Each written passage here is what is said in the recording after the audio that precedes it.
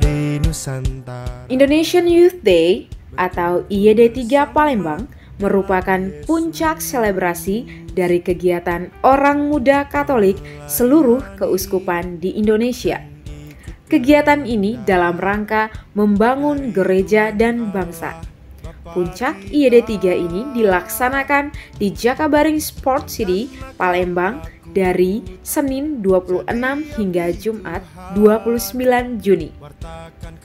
Hal ini ditandaskan oleh Monsinyur Pius Riana Prabdi selaku Ketua Komisi Kepemudaan KWI dalam konferensi pers yang dihelat Senin 26 Juni pagi di Gedung B, Jakabaring Sport City.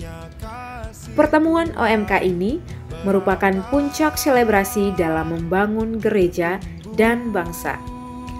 Diawali dengan proses refleksi keindonesiaan, melihat realitas bangsa dan gereja.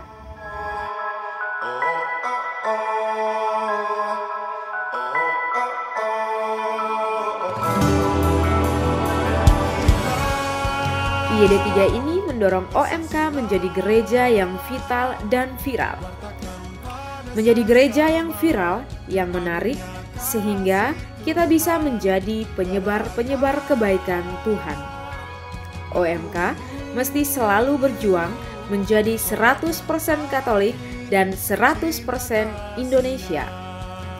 IYD3 Palembang ini menjadi kesempatan bagi gereja Katolik untuk menyadari dan menghidupi semangat orang muda Katolik untuk bangkit dan bersaksi. Telah diadakan defile yang menampilkan ciri khas budaya dari setiap kontingen 37 keuskupan di Indonesia.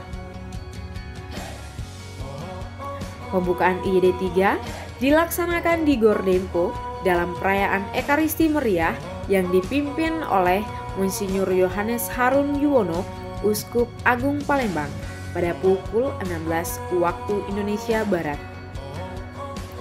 Sebanyak 13 uskup menghadiri Ekaristi pembukaan bersama ribuan umat dari kota Palembang.